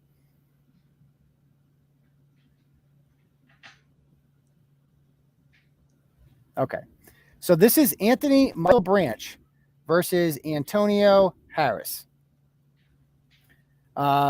Defendant instituted a complaint for protection from harassment against the plaintiff by filing a complaint in the Brockton District Court. So so Branch is filing a lawsuit or a complaint for protection. No, the defendant, Harris, instituted a complaint for protection from harassment against the plaintiff by filing a complaint. So the Harris tries to get an order on Branch. In that complaint, Harris alleged that the plaintiff committed 3 or more acts of willful and malicious conduct aimed at the defendant, which were committed with the intent to cause fear, blah, blah, blah, blah, blah. The defendant alleged on or about April 17th that the plaintiff, Branch, by force, threat, or duress, caused what? I'm just reading ahead. I know. Caused him to involuntarily engage in sexual relations. So again, Harris alleged that the plaintiff, who is Branch, by force, threat, or duress, caused him, the defendant, to involuntarily engage in sexual relations. So I guess Harris is saying that Branch made him have sex against his will. Is that right? Is that how you read that? Sounds like to me. Yeah. At least that's what Branch is saying. Brother Branch. So the defendant alleged on or about April 22nd that the plaintiff, Branch, committed against him an act that constitutes a violation of one of the following statutes: indecent assault and battery, rape, statutory rape, assault with intent to rape, enticing a child, criminal stalking, I think he meant to write, criminal harassment, drugging for sexual intercourse. So Harris alleges that about Branch. The plaintiff committed no such acts. On May 13th, the defendant's false allegations in public testimony resulted in the issuance of a harassment prevention order, so he got the order. so Harris got the order. He says they're false, but the judge believed they were not, which restricted the plaintiff's liberties and placed the plaintiff in the statewide domestic violence recording system. So this guy, remember, nothing is ever this fucking guy's fault. He loses a job, it's my fault, right? He can't pay child support, and the RMV takes, not his fault. Nothing's his fucking fault. He gets a harassment order against him because this guy's claiming that he made him fuck something. I don't know what the fuck he's alleging, but he got an order on him by his own admittance. So that's wild. People are saying rape. I don't know. The defendant maliciously and without probable cause instituted proceedings by a notice of clerks alleging that the plaintiff violated the harassment prevention order. So he violates it. The defendant's false allegations could have subjected the plaintiff to a fine of up to $5,000 or an imprisonment of 2.5 years in House of Corrections. By reason of the defendant's malicious prosecution of plaintiff was subjected to great indignity and personal humiliation, pain, and suffering of mind and body, of his good name and reputation with the community. So basically, this guy got an order against him, was accused of violating it, and then he's like, oh, you're hurting my reputation by having this order out on me. What? Like, what? That's like O.J. Simpson saying, like, man, that whole fucking trial you guys had on me, I got not guilty, but that really hurt my rep. So I'm going to sue you now. What? This is a court order, dude. What are you talking about? Goes on to say, at all times mentioned, defendant was engaged in, this is where it gets juicy. So Harris was engaged in an extramarital sexual affair with the plaintiff's then wife, Evelyn Wiggins Branch. So what he fails to point out is Harris fucked his wife. So the guy fucked his wife, and then now imagine that, Deb. You sue the guy who fucks your wife. So the guy fucks your wife, and then he gets an order on you somehow, and then you violate the order, and then you sue him for fucking your wife and fucking up your reputation too. Right? What a cuck. What an absolute cuck. These are the people who fit me. Anyway, he goes on to say, on May 31st, the defendant, through his attorney, made the demand of the plaintiff for $100,000. Interesting. The defendant engaged in an extramarital affair at the Holiday Inn Express. Give it to her in Braintree. Oh, that's like Janetti's Gold Star right there. The Holiday Inn Express. They got the honeymoon suite there. Oh yeah. She got the upper class treatment there. There's a coffee pot in the room and everything. Through subpoena deuces, the records of the Holiday Inn Express were obtained, including the receipt of the guest's visit. I didn't know they could do this.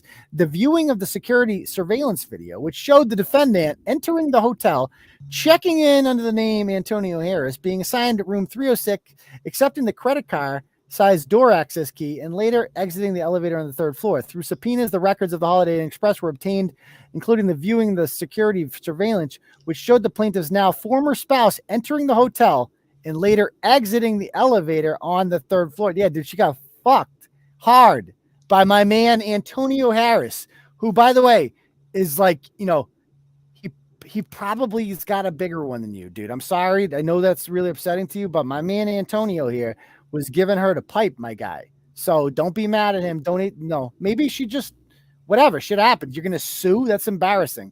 The defendant is a named co-defendant in the plaintiff's divorce for adultery, which went to judgment on July 5th. The defendant sought the issuance of a harassment prevention order for the sole purpose of intimidating and harassing the plaintiff, knowing he was having an extramarital affair with the plaintiff's then spouse. So I can only opine what happened here, but it sounds like to me, so Branch finds out this guy's fucking his wife. What do you think Branch said to him? Stop, what would you guess? Yeah, I mean, probably more choice words than that. You motherfucker. He's seriously, a bishop. who do you think you are? Well, yeah, he's a man of the cloth, so he couldn't, Maybe there was bad thoughts. He said, that's a sin. Maybe there was a threat in there. Maybe there was a threat in there, because how else did he get the order? He got an order. Yeah. Right? And I'm assuming there was something said there, I'm guessing, that led to the order. And the defendant is the other guy, right? Harris. But the defendant has an order out on the plaintiff. Yeah, the defendant sought the issuance of a harassment prevention order. And got it. Yeah. Yeah. For the sole purpose of intimidating and harassing the plaintiff, Brother Branch, knowing he was having an extramarital affair with the plaintiff's then spouse. Or maybe he got the order because the plaintiff was threatening him. Maybe. That seems to be more likely. Yeah, more likely, yeah. Because you can't just get an order because, it makes sense. He was fucking your wife. I'd be pretty upset too, The defendant's abusive process was for the ulterior purpose of publicly humiliating the plaintiff. So, dude, I fucked your wife I wasn't even trying to get off. I was just trying to, humiliate you. I just don't like you, yeah. Yeah, I just wanted to fuck your wife just because I could. What? That's fucking hardcore. I hate you that much. Yeah, fucked your wife just because I wanted to humiliate. I don't like you. I just wanted to humiliate you. A well-respected clergy and public figure, apparently not that well-respected, because, people are fucking your wife, and public figure in retaliation for the plaintiff's exposing the affair between the defendant and the plaintiff's then spouse. Okay. So by reason of the defendant's institution of harassment prevention order and criminal complaint against the plaintiff with ulterior purpose and false allegations, the defendant suffered an injury to his good name and reputation within the community, notwithstanding blah, blah, blah, blah, blah, blah, blah. Okay. So he's going after all this stuff. He wants $100,000. Okay. Attorney's fees, even though he doesn't have a fucking attorney. Removing information in the domestic violence system. So yeah, there's that document. So then we go to, there's more documents on this case. Let me go back to the docket here.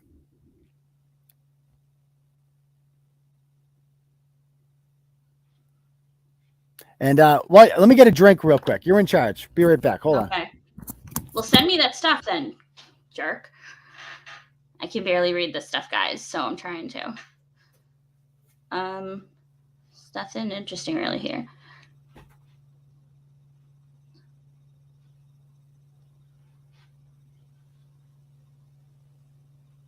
Sorry, guys, I'm just reading.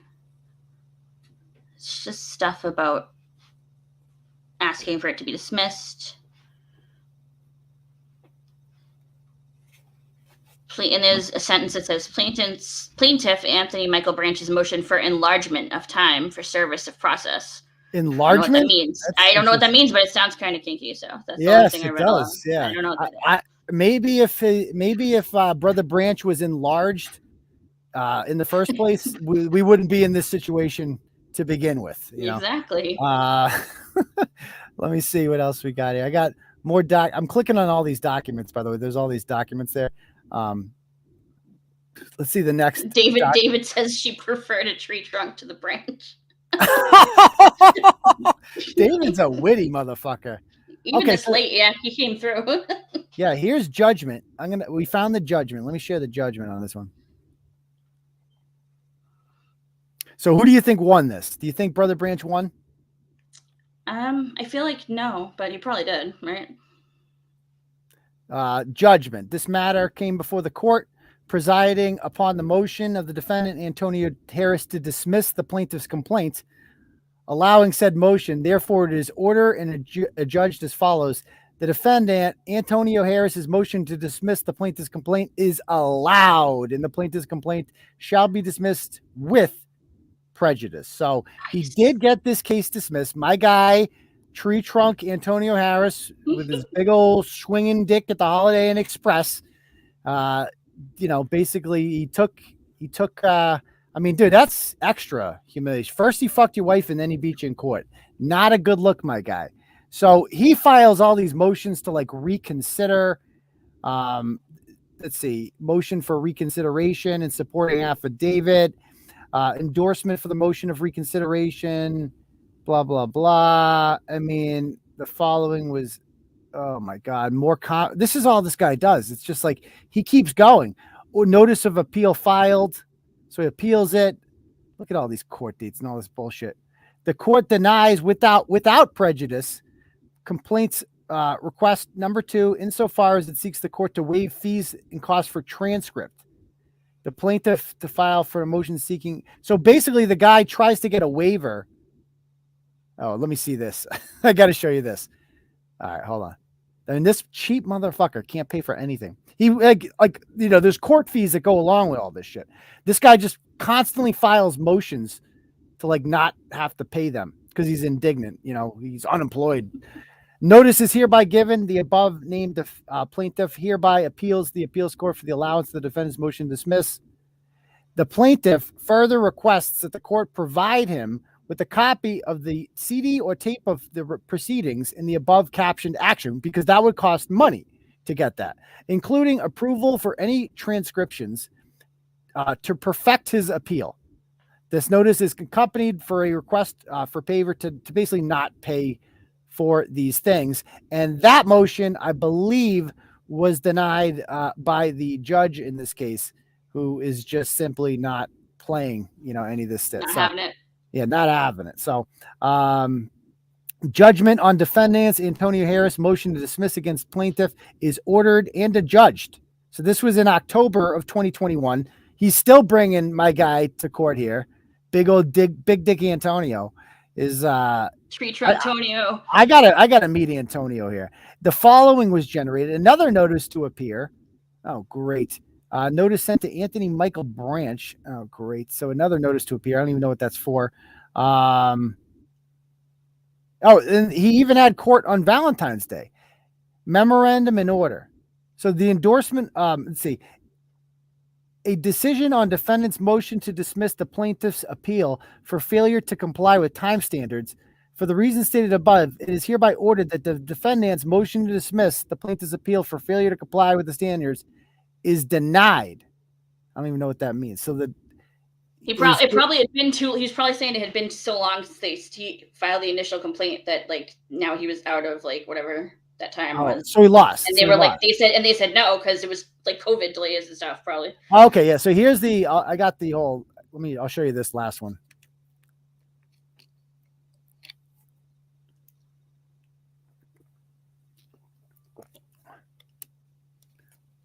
All right. So Branch acting pro se, a complaint against Harris in the Superior Court alleging that torts of abuse, emotional distress. The suit stems from a divorce that Branch had gone through where Harris was claimed to have committed adultery with his wife. And by the way, just so people are aware of this, I might have been talking to some attorneys recently myself. Massachusetts is a no-fault state in divorce court with probate. And it has no bearing whatsoever. Adultery has no bearing whatsoever on custody or anything like that. So there you go. So unfortunately, Brother Branch, it doesn't work that way. Anyway, Harris filed the motion to dismiss the complaint within the full applicable year. Oh, yeah. See, the 3-year statute of limitations. That's exactly what he's trying to do. Oh, he's just saying it's too long. Get out of it. Same he's trying to do for you, basically. Oh, right. Okay. This court ruled in favor of Harris dismissing the complaint.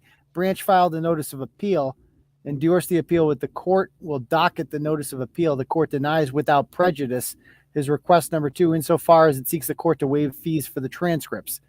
To file the appropriate motion, blah, blah, blah. No such waiver was filed with this notice, despite the representation of the whatever pie. Harris was notified of the filing of the notice of appeal on August 21. Branch emailed Harris's attorney that I have ordered. So again, Harris has to have an attorney. God knows how much this cost this poor schmuck. I mean, this is the most expensive pussy this guy's ever gotten in his life. Huh? Like, Jesus Christ. Like, his judge. I think it's like shorthand for plaintiff, the pie. I think it is too. Judge Buckley ruled on that motion on September 14th, noting the plaintiff's affidavit of indigency. Yeah. Having been filed and received, the court allows the waiver of appeal surcharge costs and cassette copies of the tape recording of the matter, which is being appealed, as well as the transcription costs of the matter under appeal. The affidavit indigency to be impounded. Branch filed a certificate of ordered transcription. It was completed. Harris asserts that Branch failed to deliver to the clerk's office the transcript within 14 days of the notice of appeal. I don't even understand. This all just seems like such nonsense. But for the reasons above, it is hereby ordered that defendant's motion to dismiss the plaintiff's appeal for failure to comply with the time standards is denied. So that is some small victory for this fucking guy. I mean, the guy, it's just like, what a fucking leech. So, with my case, it's like, you can go and look at it in mass courts. It's fucking obviously stupid. You should probably just give him the money, I would think, right? Because like at this point, he's dragged that other case out for how long? Yeah. With this other guy, like he's going to literally drag this out forever. So he told my lawyer, like this guy used to work in the courthouse too, back when he had a job. And he told my attorney that he's like, yo, so your client still want that deal out of it? He wants $600. Like I allegedly cost you like $100,000. It's like, no, 600 will do it. Like what? 600? So, my attorney's like, obviously I can't do this for free. This guy's name is Ryan McLean. He's a great attorney. He's done a lot of First Amendment stuff. But he's like, I'll have to pay him, obviously, if this happens. So, I don't like, I just, on principle, Deb, I don't want to give this guy $600 to go away. I know. But, it would obviously be, I mean, it's almost like a cost of doing business. Like, get the fuck out of my face. Yeah, no, it really is. It's kind of like any other business who's going to write off some stuff, like. Right. So I guess my option here with that is, or if the offer's off the table, what I'm going to plan to do, I'm going to do a bunch of blogs on this, put all the shit out there about his infidelity, about fucking Antonio Harris fucking his wife. And we're going to have a party, a fundraiser party, like an event, cover fee, whatever, to raise money for the Turtleboy Legal Defense Fund against, little Dick Tony Branch, something like that. And then if I win, I fuck his wife. I think that's fair. No, I'm just kidding. Want you? Antonio Harris is doing it. You can't compare to treat Antonio. No, I can't compare to Antonio Harris. That's 10 emojis. Don't even go that there. Guy. Oh, that guy's packing, dude. That guy is packing at the Holiday Inn Express. Okay. Yeah, people like, why? How about this guy? What would you guys? Points. That's awesome. What would you guys do in my situation, hypothetically, right? If I was in a position to pay this guy $600 to go away, or take it to trial where I will beat him. There's no doubt about it. I'm not going to lose, but it'll cost me time and money. Like, let's say it cost me 10, 15 grand, would you guys vote one, if you would take the $600 NDA, whatever. Okay. Vote two, if you would fucking pay all the money and take it to court and beat him. Go. One, if you would take the, give him the 600 to go away, if he offered it. 2, if you wanted to take it all the way. And if you voted 2, I need to know, would you donate to the legal defense fund for that? Because it's easy for you to say if you're not paying for it. You know what I mean? Right. It's like, yeah, definitely 2 while I sit back and watch. That'll be fucking great. I'd love that. Break 600 in pennies. I know. It seems to be about 50-50 here. Okay. Seems to be about 50-50. So he will come back for more. What's he going to get? Well, he can't, by the next time it will be over. It will be expired by then. Yeah, next time he sues me, I can represent myself. So I'm not even worried about that,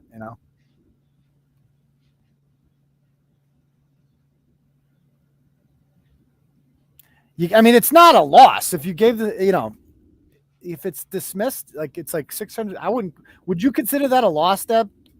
No, I mean that's kind of like it's a nuisance. It's a nuisance like dismissal or whatever. A nuisance. Like nuisance settlement. I've never paid anybody a fucking dime with any lawsuit I've been in ever, but I've spent a shitload of money on lawyers' fees. Like if I could have paid Gaffney, I mean maybe Gaffney because I hate him so much. I'm like if I could pay Failure Swift, right? Like $500 to go away, I would have done it because I'm like, yeah, totally. I don't want to pay this fucking money, for this shit. I ended up getting the ACLU. The only issue is if like, I mean, you do this, whether or not he signs an NDA, then people are going to go, you do it once. So he did it for him. So is that? Well, I'll never have to do it again because I can represent myself from now on. Again, I'm not getting sued anymore. So that's true. People stop suing me because it's only fun to sue me when I have to get a lawyer. Like some of these pro se guys, you should see the emails that Ryan Waters writes to fucking attorneys. Like you want to see the most recent Ryan Waters email? Like it's fucking wild. Like let me show you the most recent stupid Ryan Waters email. Like it's crazy. And that's interesting. What? The comment I just put up. And I did get a victory against Ryan the other day. I mean, he's filing insane shit in court these days. Let's see. What? Okay, hold on. Hold on. Like Ryan is just writing these insane. I'll show you this most recent one that was thrown out by the judge. No, wrong one. All right, so here's the most recent one from Ryan. Civilly sue him for court costs. Not how it works. In this state, they don't do that. I wish it was that simple. So this is the most recent Ryan Waters bullshit. Motion. So this is the thing. John Doe's. This got 10 John Does in the lawsuit now. I pro se Ryan Waters moved for the court to strike Aidan Kearney's answers in part or entirely as it is insufficient, redundant, and scandalous. What? Scandalous. I will file for an injunction and a motion for sanctions as soon as I feel competent enough, although I urge the court to consider sua sponte defaulting Kearney because of the scheme detailed in the exhibits and the fraud on the court. The court is so sick of Ryan Waters. It's currently too dangerous for me to have an address. Shut up. Yes, he goes, it is currently too dangerous for me to have an address. Like there are on a legal document again. Believe it or not, there are literally people out there who are counting on Ryan Waters to take me down, and that kind of says it all, doesn't it? Like, yikes. Let me see. So that got denied. I won that one, right? But there's more. They read that line and they were like, nope. Yeah, that's let's see what so these are just more fucking emails. These are like the basic kind of emails that Ryan Waters writes to, like, I'll show you this. This CC's my attorney and Facebook and Google's attorney. Because remember, he's suing all of us. He lost already. But he claims it's a RICO case, which is like a mafia case. That's like yeah, I shit you not. Stuff, dude. This is what he wrote. I am going to file a motion in the Supreme Court to either, let me see. I am going to file a motion in the Supreme Court to either sever Kearney and deal with his appeal first and separate from the other defendants, or grant the injunction pending appeal. Additionally, I am filing a RICO complaint in California based on the recent crimes. So he says he's going to file a complaint against me in California, and I will seek an injunction upon hearing that case as well. Okay. If Kearney retracts all articles about me and my witnesses, so I don't have to seek injunctions, I would be willing to list him as a nominal defendant only, as I consider him to be Facebook's victim. Like, alternatively, if Facebook limits Kearney to one profile, provides all evidence that he famed me, and agrees to modest compensation for the recent harms, I will remove Facebook from the complaint. Like, picture being Facebook's attorney and just sitting here and being like, oh man, I'm really wondering what Ryan Waters' next move is. Like, he writes these, like, he's not even like, this isn't even a fucking complaint. He's like, here's what I might do. Like, this is his, this is his proposed lawsuit in the United States District Court of Northern California. Oh, yeah, and Laura's gonna show up. I know that. Yeah, Laura's in this. Oh, Chris. That's why I said. We got Chrissy Yakimovsky here and the real Diane Woods Emerson. We're all listed on this fucking complaint together, and he's going to sue all of us. He's suing two companies that don't exist anymore. Worcester Digital Marketing is a company. Like, he really wants me to still have this company, because then he can force me to get an attorney. My attorney in his case is withdrawing. We filed a motion to withdraw because I no longer need him. Like, I no longer need an attorney. Like, you see, like, all of Ryan's shit. I'll be your attorney. I'll do it. Yeah. His shit, like, the courts are so sick of Ryan Waters. They're just throwing his shit out now. Like, that recent thing, we didn't even file anything to have that dismissed. The court was just like, okay, no, like, goodbye. You know what RICO is, right? Like, you know what it stands for and everything. Racketeering, is that what they are? Yeah, racketeer, influenced, and corrupt organizations. Like, yeah, literally. I'm a boss like that. I'm gangster. Yeah, it's for it's combating like organized crime and stuff, and like shakedowns, basically like illegal collection of like debt by organizations. Come on. This is what he writes. What? You know, alternative venue. Leader. Because the ends of justice require that Kearney be brought before this court. On December 8th, Kearney bragged that the reason he was not worried about getting in trouble is because 90% of court clerks are loyal supporters. Kearney is an extremely vindictive cult leader, and the jury pool in Massachusetts would be significantly tainted by people either afraid of Kearney or loyal to Kearney.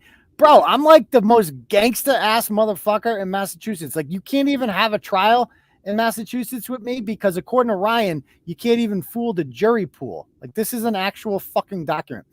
The enterprise, it includes defendants and persons, Worcester Digital Marketing, as well as Aidan Kearney, Chris Gagney, Christina Yakimovsky, as well as numerous other people that participate in his conspiratorial designs on Facebook, together form an association, in fact, for the common and continuing purpose described herein. So Chrissy's getting sued. That's cool. Alternatively, Worcester Digital Marketing each constitutes the separate enterprise with the meaning. And again, I wonder how, like, you know, Diana's kind of disappeared and whatever. I'm not going to talk shit about her. But, like, you would think that, like, the whole reason her name is now being brought up in federal fucking lawsuits and shit, and she might have to hire a lawyer for this, who knows, is all because Chrissy went and sent screenshots to fucking, you know, the world of our private conversations. And now it's like, did you not think this was going to have effect on all of us? You fucking idiot. What is wrong? I mean, it's obviously a joke because it's fucking Ryan Waters at the end of the day. Right.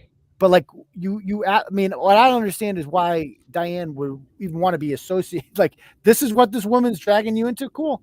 All right, have a nice life, Diane. Have a go and see you. Anyway, goes on to say, pattern of defending Kearney and the nominal defendants, each of whom are persons associated with the enterprise, did knowingly, willfully, and unlawfully conduct or participate directly or indirectly in the affairs of the enterprise. Racketeering. So we're all racketeering. The consistent pattern of activity paired with Kearney's terrifying statements are clear indicator that he will engage in future racketeering. The predicate acts are related because the aim of the acts is obstruction of justice, blah, blah, blah. He knowingly used intimidation against me with the intent to influence, delay, or prevent testimony of me and my therapist. Okay. Oh boy. He harassed me and my therapist and thereby hindered. Like, what?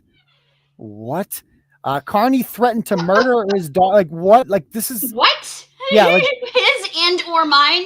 Like, yeah, what? or mine. Yeah. So anyway, I extorted Christina Yakimovsky to prevent him, but also Chris Gagney, my therapist, myself, and anyone else with inculpatory evidence in an official. He's insane. He's absolutely insane. Like, that's all. I don't even know what the fuck any of this means. Oh, he fraudulently filed through the internet certificates of cancellation of Worcester Digital Marketing, claiming to have finished winding them down. He stated the reason for canceling the LLCs is extreme legal fees. However, as of March 3rd, Kearney has not wound down the companies. He is still using the bank accounts after cancellation and still using the websites and social media accounts that he stated under the penalties of perjury belonging to Worcester Digital Marketing. So first of all, the websites never belonged to Worcester Digital Marketing at all. I have a new bank account, my guy. Like, I don't know what the fuck this guy's talking about. Like, he's completely full of shit. Like, and it wouldn't matter. It wouldn't matter. Like, the LLC doesn't exist. You see now you see the game here? Like, oh, yeah. He wants me to have a company. He wants to sue a company because he's like, wait a minute. If it's just me and Aidan, this isn't fun. Like, I want Aidan to pay lawyer fees. Like, the fun is over now, because he no longer has. It was the best thing I ever did was getting rid of my LLC. So anyway. He's used the act. Oh my God. Yeah. You've used RICO to hide your funds, with all that laundering and stuff you do with the gun trade, the gun and drug trade. I know it. Yeah. So anyway, there's Ryan Waters. Okay. So that's that. All right. So anyway, it's getting a little bit late. So why don't we do a little question? If you guys have any questions, fire away. Caroline says that sounds like something KP wrote up. That is 100%. I was thinking that too. He was helped by Gaffney in a lot of this. Which and KP is probably helping now, I'm sure. So. Oh, I'm sure. Yeah. I'm sure they're all. I mean, what does that tell you, though? I mean, what does that tell you? That I'm the bad guy, but you're helping Ryan Waters. I would like to remind everyone that Ryan Waters came on our radar because he beat the shit out of poor Sam Carden, kicked her ass, bruised her face up, and then killed her fucking dog. And then after the charges were eventually dropped, or not only the charges were dropped, it was dismissed. Because she wouldn't testify. She was too scared to testify. And that's that. Read that General Sherman quote at the end. So this is an actual quote he puts in there that I said. He goes, Facebook was legally made aware that Kearney had proudly weaponized their platform, and that a week after Kearney found out about the federal lawsuit, he stated, quote, I want to make sure the message is sent here. If you fuck with me, if you try to sue me, I'm not going to go after you. I'm going to go after your fucking family. When General Sherman marched to the fucking Atlanta, he lit everything on fire. Fucking everything. Men, women, children, dogs, everything fucking burns until you surrender. That's how it fucking works. If you want to declare war, then people fucking die in war, including civilians. When we bombed Hiroshima and Nagasaki, we knew that a bunch of fucking kids and women were going to die in that too. Too fucking bad. Then fucking surrender, bitches. Surrender and then finally surrender, didn't they?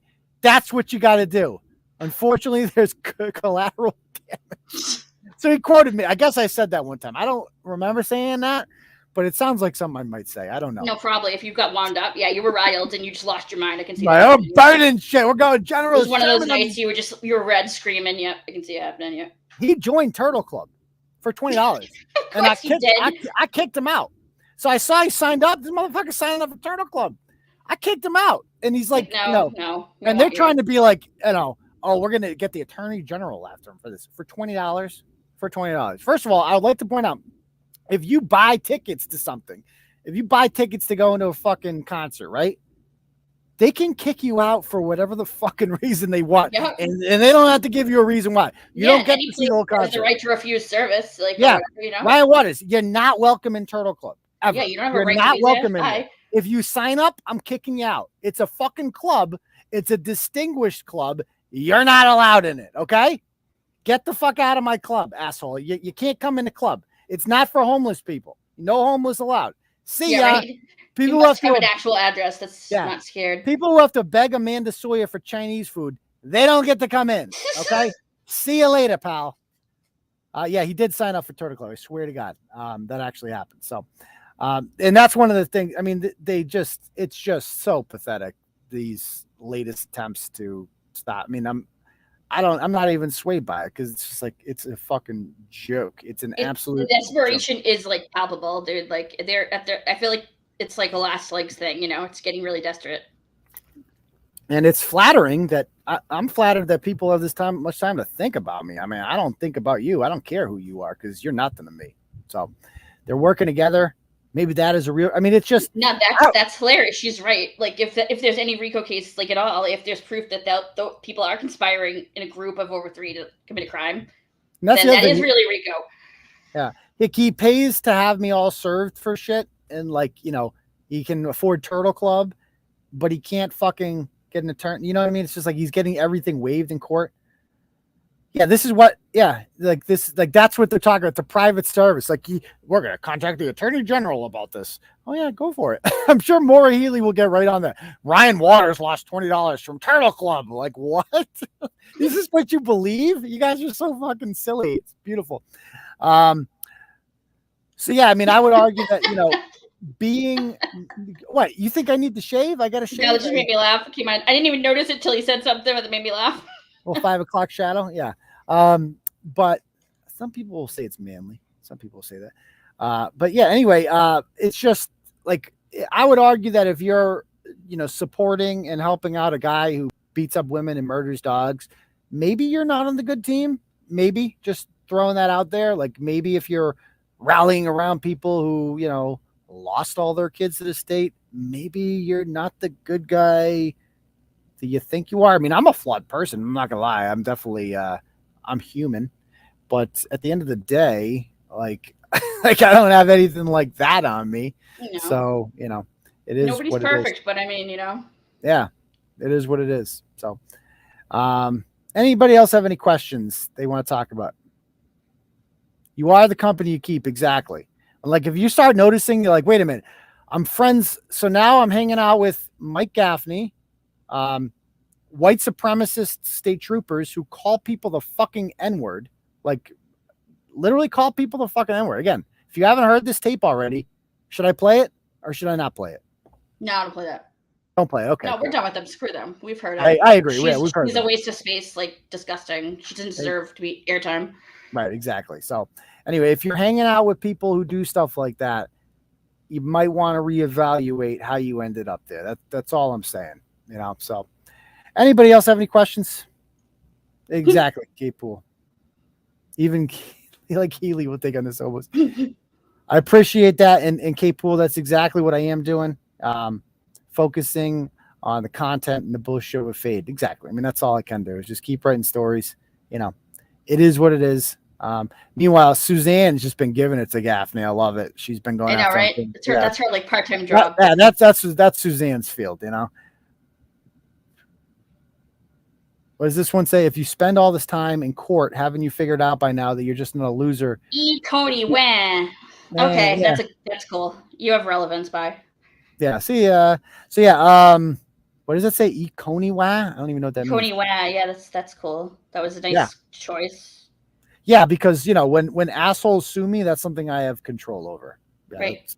Good comment, shit dick. Good comment. You really thought that one through. Yeah. Failure. Yeah, I'm really being sued by some high class people, some real legitimate folks. How are babies born? Oh, You have to ask 13 Kings about that, Pete. They're friends. Yeah. Oh, is he? Okay, got it. Yeah. Wait, who's Pete Peters? I don't even know. He's just friends with 13, and I don't know who okay. We don't know who he is. Okay. All right, cool. Anybody else have any questions they want to ask me? What's your record? I mean, I've lost track. If you keep track of all the freaking, orders thrown out, and people will say that, like, I would argue I'm undefeated on defense. On offense, not as much. I've never sued anyone. I've tried to get orders against people. I've gotten orders against some. I got an order against Ashley St. Angelo, Charlotte McFarland, Wayne Sabonik, Dan Astle, I've gotten orders on all of them. I obviously didn't get one famously on the most recent ones on people who shall not be named, but that's being the plaintiff, right? I'm talking about getting sued. When I get sued, I'm undefeated. Like when I actually do the suing, yeah, it's a lot harder. Like so, and I knew there was a chance I wasn't going to win those, but you know, I did it anyway. You know, if I go back in time, Deb, I wouldn't do it. To be perfectly honest with you, I wouldn't do it. I would just ignore them. But lesson learned. You know, lesson learned. So it is what it is. I moved on. You are the company you keep, right? So there you go. You can't go me now. So you're cool. Yeah, you're a cool person. You know, I know. Thanks. You seem like a nice folk. Not gonna lie. It's all an act. You know, and like Laura from London, great person. Like Lauren's awesome. I feel like I've surrounded myself with quality. David's awesome. David's great. Yeah. Okay. Anybody else have any questions they want to ask? Oh wait, he's got a cool rebuttal. That dude Riccio stuck it right up your ass. The same guy that showed up to the Monica Cannon Grant protest and he got fucking heckled and we made fun of his bald spot and his glasses were broken. The same fucking unemployed loser who is a shame to his family. His brother is a very successful Apple executive or something like that. And then there's Brian, who just collects disability and sits on his ass all day. So yeah, I'm really scared of Brian. Right. Good point. Anyway, so I guess we're good. So it's 11 o'clock. Good fucking show, long show, but good audience tonight. And we will see you guys all. So we'll see some of you guys on Thursday night for Turtle Club. We'll see everybody else on Saturday night. Thank you for the donos there, Suzanne and 7 Pounder. I appreciate it. And we will see you guys all on Saturday night at 9 p.m. Don't forget, guys, how many likes we got on this video? 86. Let's get that over 100. And after the show, please go on leave a comment. Keep the comments rolling on there. I heard that helps with the algos, and smash that subscribe button. Peace, people. Hey, read Michelle Ripley there. How can I join the Turtle Club? This is my first live. There is a link in the stream below. Let me pull it up for Turtle Club. Let's see. I'm going to put it. I'm going to put it right here. Let's see. I'm going to put it in the comments. Okay. I just put it there, and I'm going to pin it to the top. Replace pin message. So it is now pinned to the top. You can join right there for the premium stream. Get access to it that way. All right. So. All right, Michelle Ripley. So that's how you join Turtle Club. Click the link. There you go. Cool. Thanks, Michelle. Hope you enjoyed your first night on Turtle Club. Turtleboy Live, and we will see you guys all. Some of you on Thursday, everybody else on Saturday night. Peace, Turtle Riders. Have a good night, everyone.